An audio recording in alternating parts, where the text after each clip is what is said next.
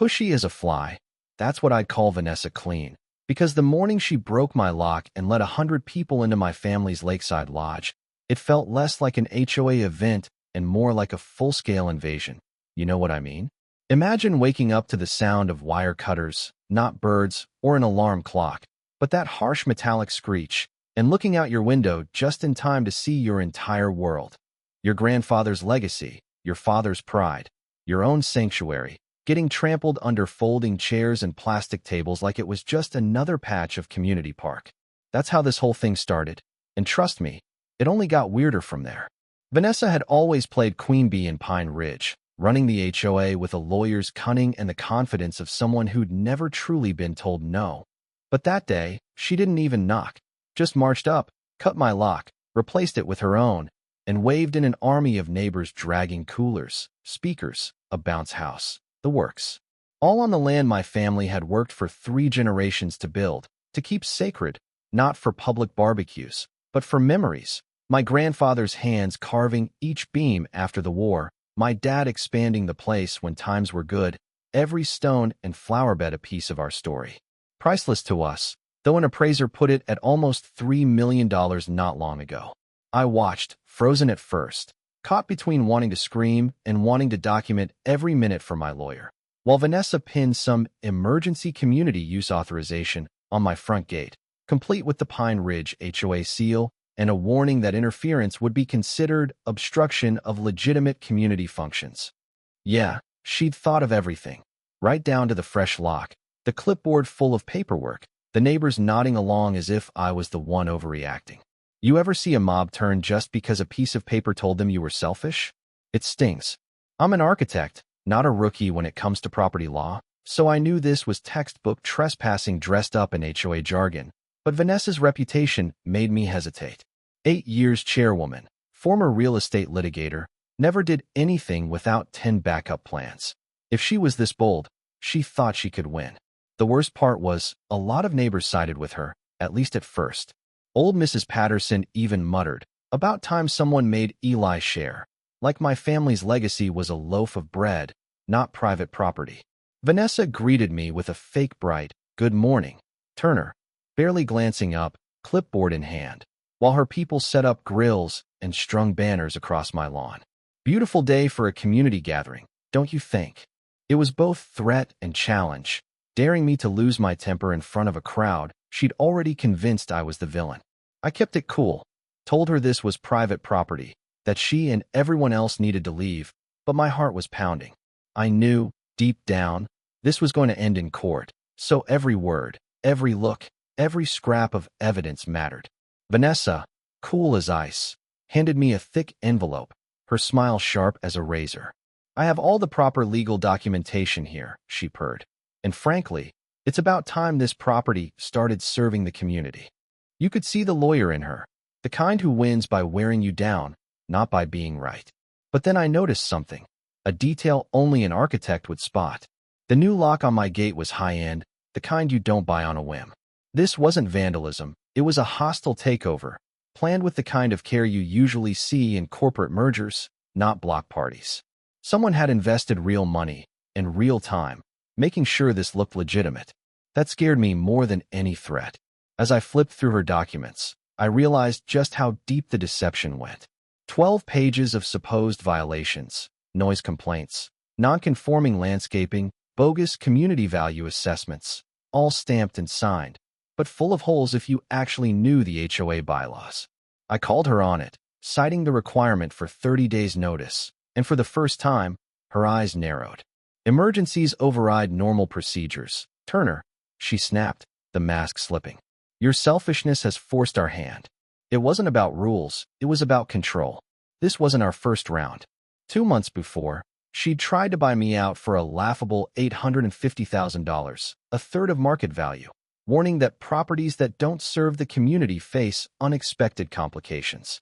I'd laughed her off, but now I wondered if she'd been dead serious. Right then, my old friend Marcus Webb pulled up, big guy, construction law expert, the kind of ally who makes bullies nervous. He'd helped me install security cameras a couple weeks earlier, and within minutes of reading Vanessa's documents, he found the fatal flaw. The HOA registration numbers were fake. "This isn't just a mistake, Eli," he said, voice tight. "It's fraud." Neighbors overheard, the mood shifting just a bit. For the first time, doubt crept into the crowd. Vanessa, ever the operator, tried to play it off as internal documents, but it was clear she'd been rattled. Even more unsettling, she knew Marcus by name, though they'd never met. She'd researched me, my friends, maybe my whole life. That's when I started thinking like a survivor, not a victim. Let me back up a sec. Did I mention the mice? I'd been housing 40 lab mice in the basement for a university research project. Totally harmless. But as the tension rose, an idea sparked. If things went south, maybe I could use a little chaos to my advantage. Don't judge me yet. Meanwhile, the party ballooned. Kids running wild, adults firing up grills, volleyball on the lakeshore, like a normal summer day. If you ignored the mountain of legal violations stacking up by the minute. Then something changed. A young woman, Jessica Clark, turns out she's a live streamer, set up her phone on a tripod, broadcasting the whole debacle to tens of thousands. "Hey everyone, Jessica Clark here at what's supposed to be a Pine Ridge Community Festival, but honestly, feels more like a hostile takeover." Her viewers started digging, posting support, outrage, and within minutes, she caught a side plot nobody saw coming. A small group, clearly not here for burgers, dealing meth by the lake. Broadcast live to the world. That's when my phone buzzed with a cryptic text from a federal agent. Yes, federal, telling me to keep documenting, not to intervene. That this was the final evidence day in an 8-month sting on Lakefront Development Corporation. Suddenly, my property dispute was a federal case. My lodged the stage for a massive criminal bust.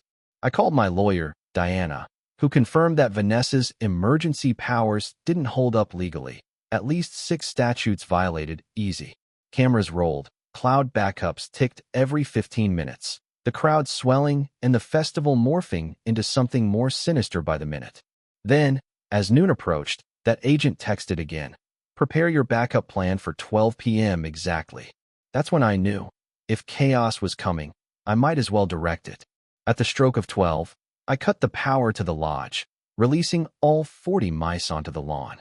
What happened next looked like a scene out of a slapstick movie. Screams, people vaulting fences, a stampede into Moonlight Lake, kids evacuating the bounce house. The whole affair spiraling into glorious, cathartic anarchy. Jessica's livestream viewer count exploded. "This is the greatest HOA karma moment in internet history," she shouted as 500,000 people watched Vanessa lose control of her event. The crowning moment? Vanessa, still barking orders, tripped off the dock into the lake, surfacing in full view of the cameras, soaked and covered in weeds, her aura of authority literally washed away. Comments blew up. "Best revenge ever. These mice are heroes." Within minutes, the sirens arrived. Not just local cops, but DEA and FBI. Turns out, the real target was Lakefront Development's drug money laundering scheme, using fake HOA events to acquire prime properties. The agents swept in, arrested Vanessa for conspiracy, property invasion, and facilitating drug distribution. Her board cronies went down too, along with the actual dealers. Jessica's livestream was used as real-time evidence.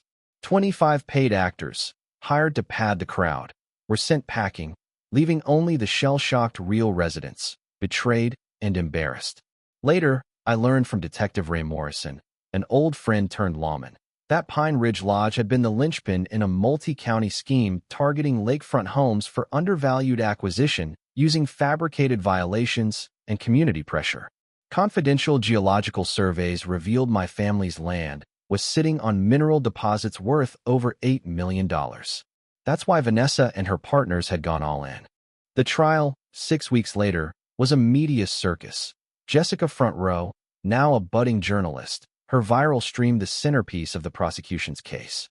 Vanessa's defense collapsed under the mountain of evidence, financial records, fake documents, video proof, testimony from neighbors, and me.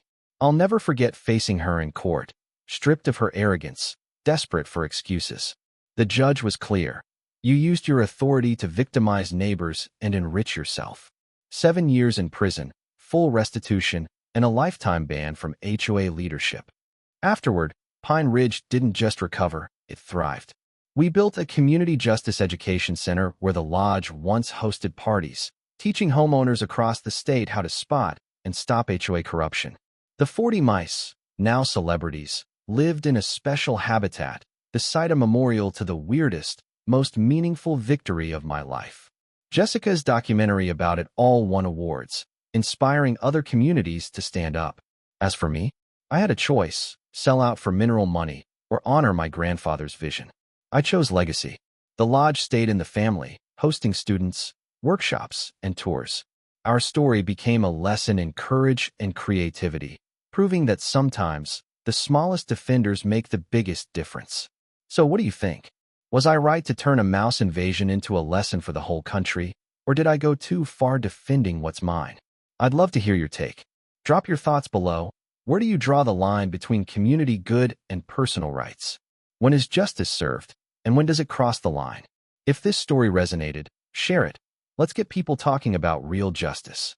And if you've got a story about standing up for what matters, property, family, or just the truth, I want to hear it. That's how we keep these lessons alive.